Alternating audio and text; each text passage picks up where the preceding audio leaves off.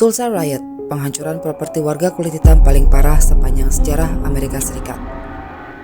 Welcome to Narasi Hitam.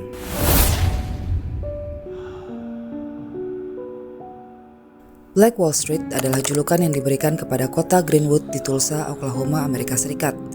Daerah ini adalah lingkungan seluas 1 mil persegi yang dihuni oleh mayoritas keluarga kulit hitam kaya di Tulsa, Oklahoma. Sejak ditemukannya sumber minyak pada awal abad ke-20, dokter, pengacara, dan pemilik bisnis berkembang pesat di pinggiran kota yang makmur tersebut. Didirikan pada tahun 1906, Greenwood dibangun di tempat yang dulunya adalah wilayah Indian. Beberapa orang Afrika Amerika yang dulunya adalah budak, akhirnya bisa berintegrasi ke dalam komunitas lokal dan bahkan membeli tanah mereka sendiri.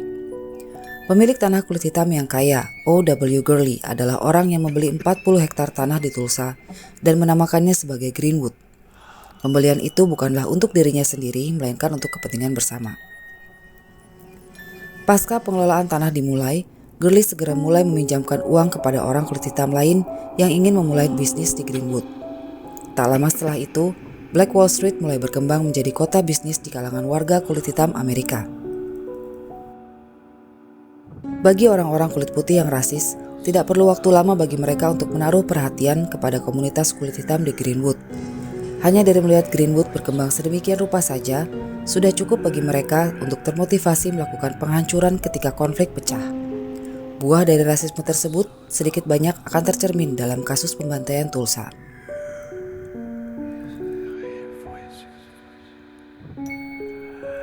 Tragedi pembantaian Tulsa terjadi pada tahun 1921.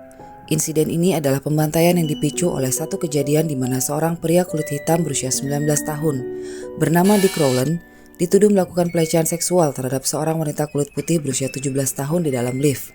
Sebenarnya hal ini hanyalah kecelakaan kecil karena Rowland bersikeras bahwa dia hanya tersandung dan secara tidak sengaja jatuh menimpa wanita tersebut saat dalam perjalanan ke kamar kecil.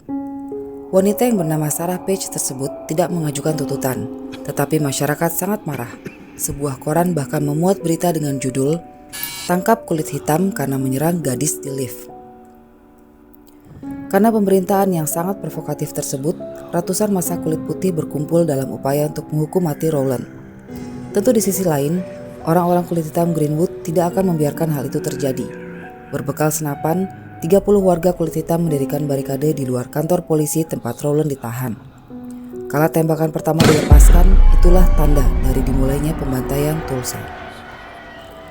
Pada tanggal 1 Juni 1921, ribuan perusuh terlihat melewati Greenwood dan tanpa ampun menembak orang kulit hitam di jalan-jalan, menghancurkan properti dan membakar rumah-rumah. Mereka menghancurkan bisnis, menjara bangunan, dan pada dasarnya mengemban misi untuk meratakan kota menjadi reruntuhan. Hanya dalam satu hari, para perusuh secara kolektif telah berhasil membakar hampir seluruh bagian dari Black Wall Street. Tidak butuh waktu lama sebelum Gubernur Oklahoma mengumumkan darurat militer dan memboyong Garda Nasional ke Tulsa untuk mengakhiri kekerasan. Beberapa saksi mengatakan bahwa polisi dan Garda Nasional malah bergabung ke dalam barisan kulit putih sembari menjatuhkan dinamit dari pesawat dan menembakkan senapan mesin ke kerumunan penduduk kulit hitam. Memang, upaya mereka untuk mengakhiri kerusuhan berhasil karena hanya dalam 24 jam semuanya berakhir. Sayangnya, seluruh daerah Greenwood sudah sepenuhnya rata dengan tanah. Pada pagi hari, suasana Greenwood hanya menyisakan abu dan reruntuhan berdebu saja. Laporan awal mengklaim bahwa 35 orang tewas dalam pembantaian ras Tulsa. Tetapi pada tahun 2001, sebuah penyelidikan oleh Komisi Kerusuhan Ras Tulsa berpendapat bahwa jumlah korban tewas sebenarnya mendekati 300 orang. Sementara ribuan lainnya terluka. Lebih dari 6.000 pria kulit hitam telah ditangkap dan ditahan oleh Garda Nasional, dan hanya dibebaskan jika majikan kulit putih atau warga kulit putih mau menjamin mereka. Beberapa pria ditahan selama 8 hari. Dari segi kerusakan properti, lebih dari 35 blok di jalan-jalan telah dibakar, yang menyebabkan kerusakan properti lebih dari $1,5 juta. Dan pada masa sekarang jumlah itu akan setara dengan sekitar $30 juta. Di antara penduduk Greenwood yang selamat, hampir semuanya, sekitar 10.000 orang benar-benar kehilangan tempat tinggal.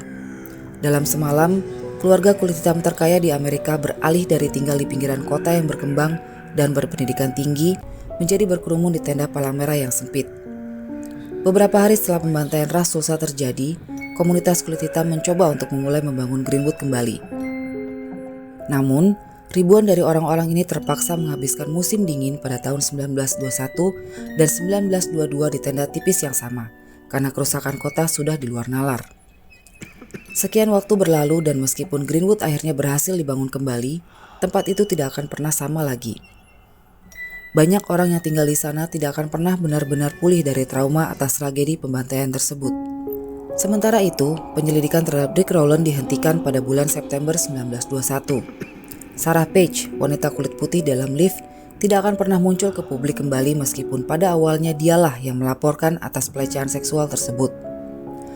Menurut surat kabar nasional kala itu, beberapa hari setelah pembantaian Tulsa, seorang hakim kota mengutarakan sebuah pidato yang menjanjikan akan pembayaran ganti rugi terhadap masyarakat Tulsa.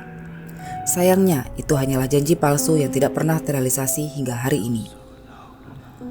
Organisasi yang bernama Ku Klux Klan dilaporkan akan mengalami peningkatan jumlah anggota secara signifikan pasca pembantaian Tulsa. Seorang juri agung berkulit putih nantinya akan menyalahkan orang Tulsa kulit hitam atas akar dari pembantaian itu sendiri. Dari sekian banyak orang-orang kulit putih yang telah terbukti membakar rumah-rumah dan membunuh orang-orang kulit hitam di Tulsa, tidak ada seorang pun yang diadili hingga saat ini. Memang sangat menyedihkan.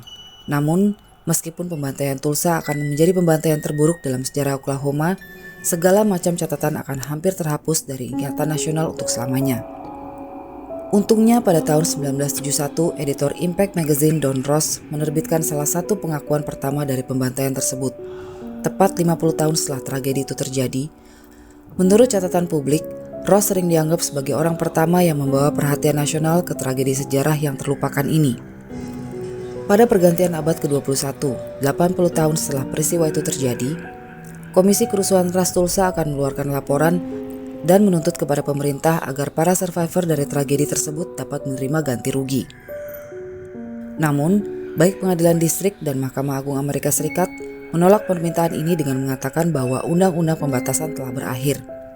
Intinya kasusnya sudah jatuh tempo dan klaim secara hukum sudah tidak bisa dilakukan.